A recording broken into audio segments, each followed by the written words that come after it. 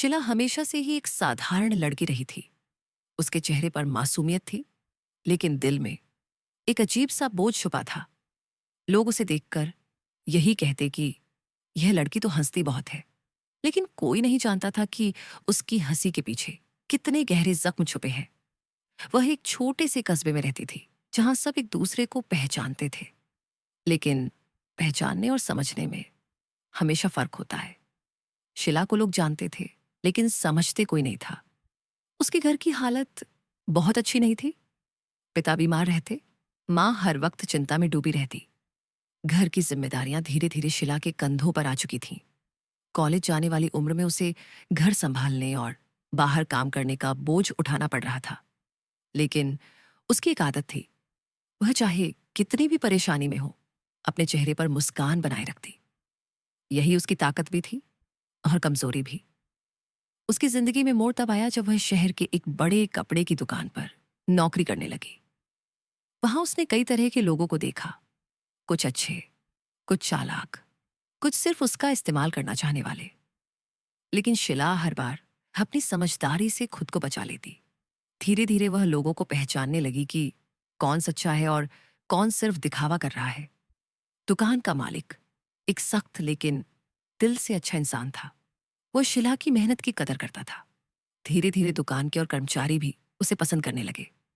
लेकिन एक बात जो सबको खटकती थी, वह यह कि शिला ज्यादा खुलकर किसी से बात नहीं करती। वह सबके साथ मिलती जुलती तो थी, लेकिन अपनी असली बातें दिल में ही छुपा कर रखती। यही रहस्य उसकी पहचान बन चुका था। एक दिन दुकान पर अचानक से बहुत बड़ा ऑर्डर आया। त्योहार का समय था और काम का दबाव बढ़ गया। सब लोग भाग दौड़ में लगे थे। शिला भी दिन रात मेहनत करने लगी। उसकी लगन देखकर दुकान का मालिक अक्सर उसे सराहता। लेकिन दुकान में ही एक और कर्मचारी था, जिसका नाम मनोज था। मनोज को हमेशा लगता कि शिला उसका मुकाबला कर रही है। अंदर ही अंदर वह उससे जलने लगा। मनोज ने कई बार कोशिश की कि शिला को किसी गलती में फंसा दे, ताकि मालिक के सामने उसकी इज्जत खराब हो जाए। लेकिन हर बार शिला अपनी साफ नीयत और मेहनत से उस जाल से निकल जाती। धीरे धीरे दुकान के बाकी लोग भी मनोज के असली इरादों को समझने लगे। लेकिन शिला को इस सबसे फर्क नहीं पड़ता था। उसका ध्यान सिर्फ अपने परिवार और अपने भविष्य पर था। वह जानती थी कि अगर उसने मेहनत जारी रखी तो एक दिन उसकी जिंदगी जरूर बदलेगी। उसी दौरान उसकी जिंदगी में एक और मोड़ आया। एक ग्राहक अक्सर दुकान पर आता था। शुरुआत में वह सामान्य खरीदार जैसा ही लगता था, लेकिन धीरे धीरे उसने शिला से बातें करनी शुरू कर दी। उसका नाम राज था। राज पढ़ा लिखा और समझदार लड़का था। उसमें एक अजीब सी सादगी थी जो शिला को आकर्षित करती थी। लेकिन शिला इतनी जल्दी किसी पर भरोसा करने वालों में से नहीं थी। राज ने कई बार शिला की मदद की जब वह काम में परेशान हो जाती। धीरे धीरे दोनों के बीच दोस्ती हो गई। लेकिन शिला अब भी अपनी निजी बातें उससे साझा नहीं करती थी।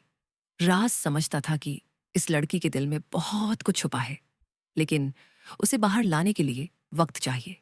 समय बीतता गया और शिला का परिवार भी राज को जानने लगा। उसकी माँ को वह लड़का पसंद आने लगा। लेकिन शिला अब भी उलझन में थी। उसके दिल में कहीं ना कहीं डर था कि अगर वह किसी पर भरोसा करेगी तो शायद वही इंसान उसे धोखा दे देगा।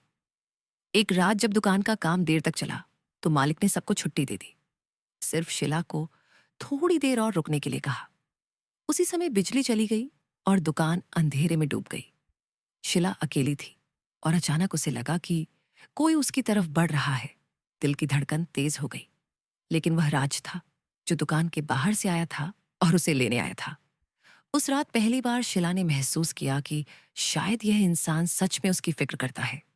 उसने अपने मन के डर को थोड़ा कम होते हुए महसूस किया। लेकिन कहानी यहीं खत्म नहीं हुई। असली मोड़ अभी बाकी था।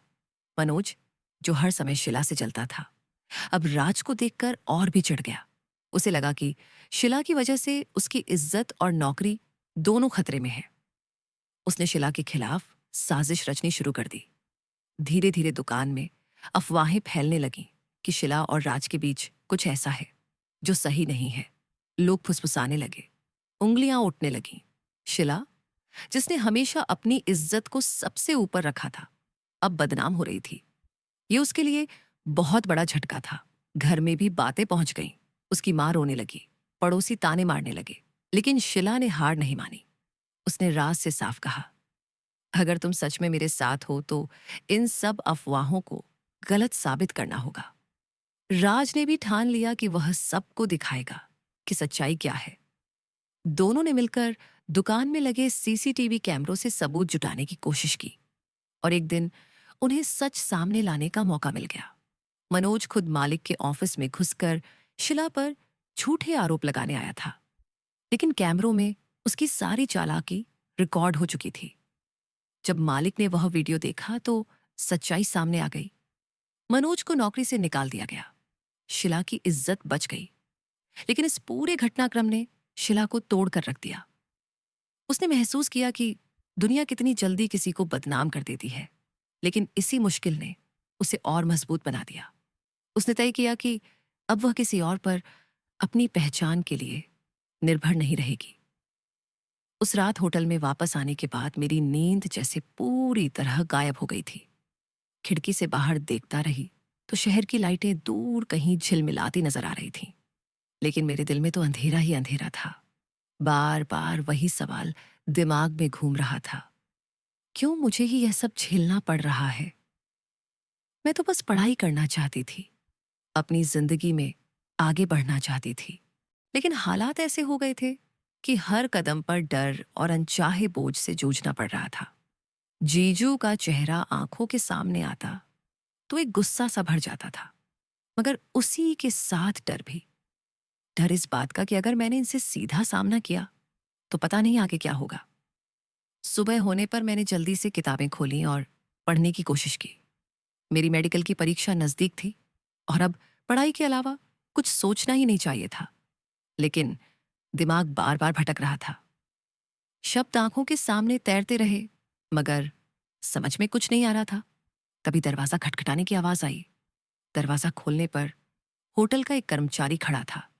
उसने कहा कि बाहर कोई मेरा नाम पूछ रहा है। मेरा दिल धड़कने लगा।